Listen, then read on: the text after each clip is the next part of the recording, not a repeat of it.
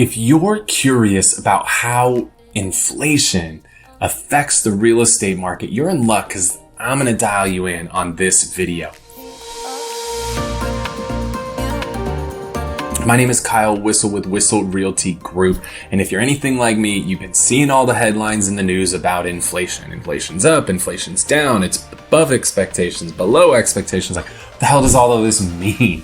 Well, inflation is very, very important to the real estate market because inflation a lot of time directly impacts what's going to happen with mortgage rates.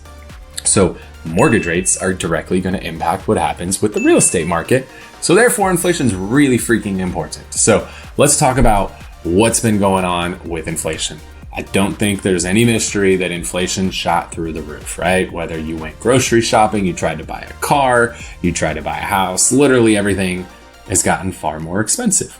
Anytime you create stimulus and pump a bunch of money into the economy, people get a bunch of money, they go spend it, it drives prices up. So I think we all kind of understand what caused the inflation. But let's talk about more specifically over the last 90 days. So we're looking at what happened in June, what happened in July, what happened in August, and how does that affect things? So, because that's when it really got super volatile. So back in the beginning of June, the inflation numbers came out. And so anytime inflation numbers come out, you'll hear what's referred to as CPI, Consumer Price Index. That is the number that's typically referred to as inflation. So what happens is whenever this number is going to come out, economists make a prediction. Where do they think that number is going to come in? So the economists came in with the number that they expected. And when the final number got released, it was far higher than what the economist expected. And so when that happens, the government steps in and utilizes what's referred to as the federal funds rate to help kind of control spending in this economy, because the theory is if we can raise the rates on what it costs to borrow money, people will borrow less money and therefore they will spend less money. When they spend less money, inflation comes back down. So when the number came in much higher than expected, the Fed came in and said, okay, hey, we're going to have to raise rates. So they did to try to curb the inflation.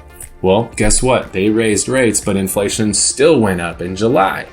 And so what did the Fed do? The Fed said, all right, we've got to come in, we've got to raise rates again, which they did. And they made some of the largest raises we've ever seen in history.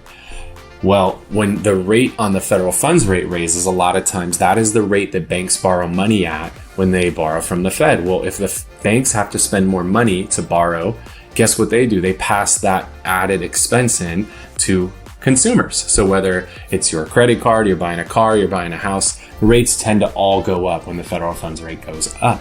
So they're not directly correlated. We can do a whole nother video about that. But anytime federal funds rate goes up, mortgage rates tend to go with it. Not at the same time. They actually go up before the federal funds rate. But we know that when those go up, mortgage rates go up, that tends to have a big impact on the real estate market. Typically, when we see rates go up 1%, we see affordability go down about 10%. Well, rates went up about 3% in June and July from where they were previously. Well, when rates go up 3%, that eliminates 30% of affordability, which knocks a lot of buyers out of the game.